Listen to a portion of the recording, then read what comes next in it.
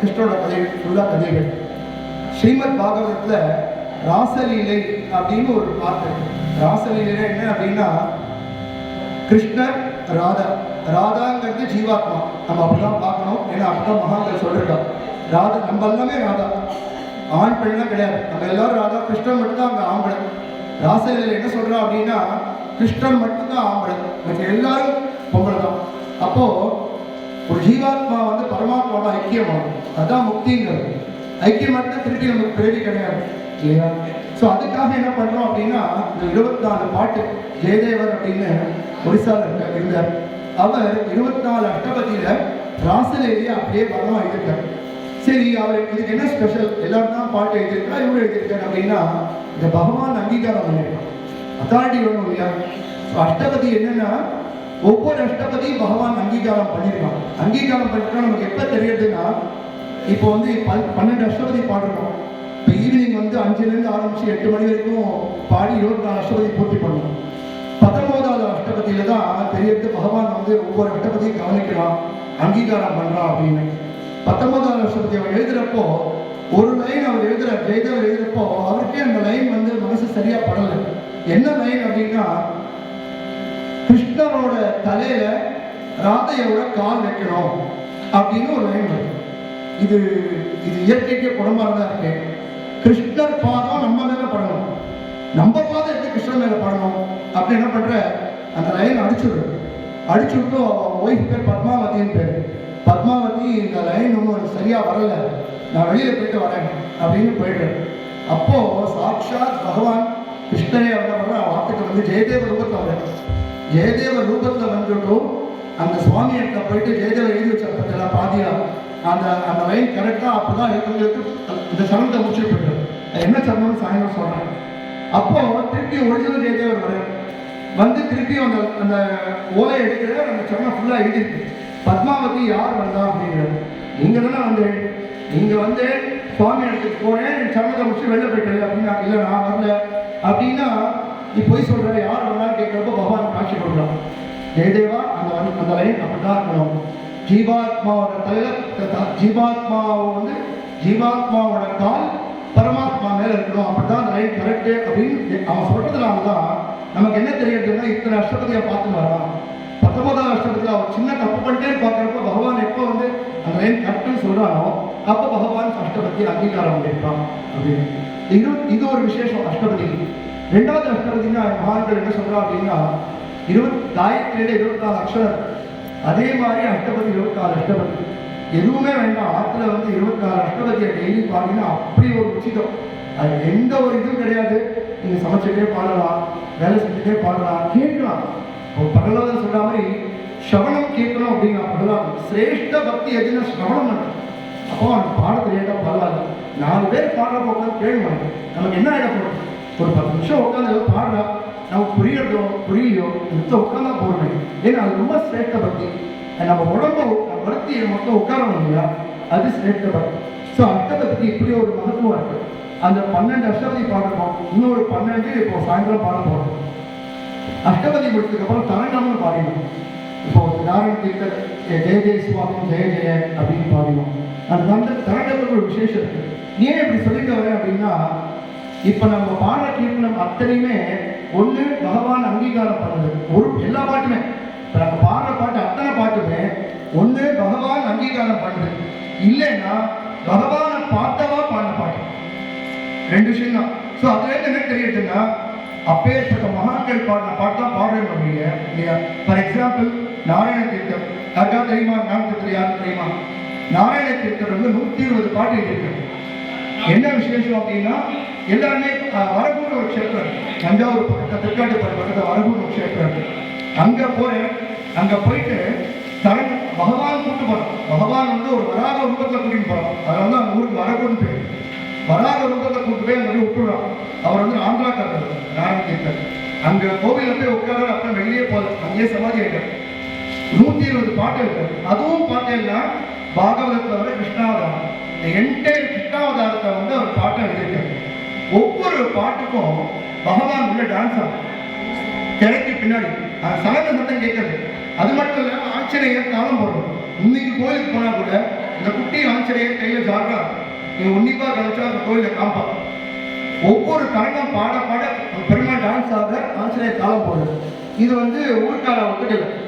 நீங்க சும்மா போய் சொல்லாதுங்க, நீங்க பாடுறதாது பகவான் டான்ஸ் ஆடுறாரு அப்படிங்கிற. அப்பா சொல்றேன், நாங்கள் எல்லாரும் வாங்குவோம், கோவிலுக்கு வாங்குவோம், நான் பாடுறேன், பகவான் ஆடலை அப்படின்னா நாங்கள் ஊரை விட்டே போயிடணும் அப்படிங்கிற. அப்போ எல்லாரும் வர இன்னி கூட நீ போற கருட மண்டபம் இருக்கு வரகூர்ல, அங்க யாருமே டான்ஸ் ஆட மாட்டான், ஏன்னா பகவான் நாங்கள் இடம் இருக்கும், ஆனால் அங்க யாரும் ஆட மாட்டான்.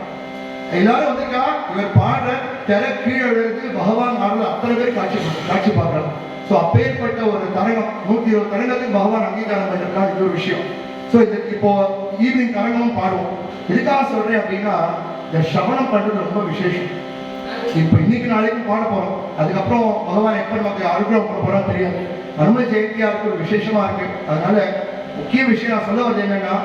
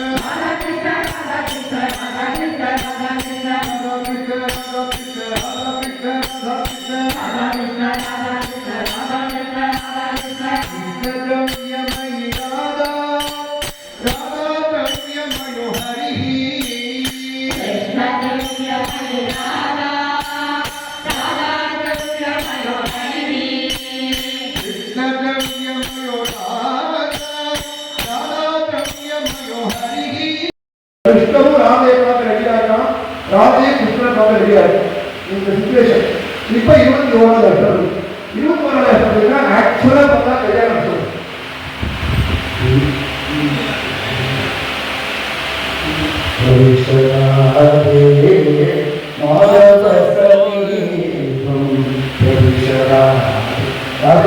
கிட்ட வந்துட்டாங்க, இனிமேல் வெயிட் பண்ணாத, அவங்ககிட்ட போ அப்படின்னு குரு வந்து ஜீவாத்மா மரணப்படாது. அதுதான் நெக்ஸ்ட் டோல சொல்ற பாடணும். ராதா கல்யாணமா பண்ணாதனால இப்ப பாடணும்.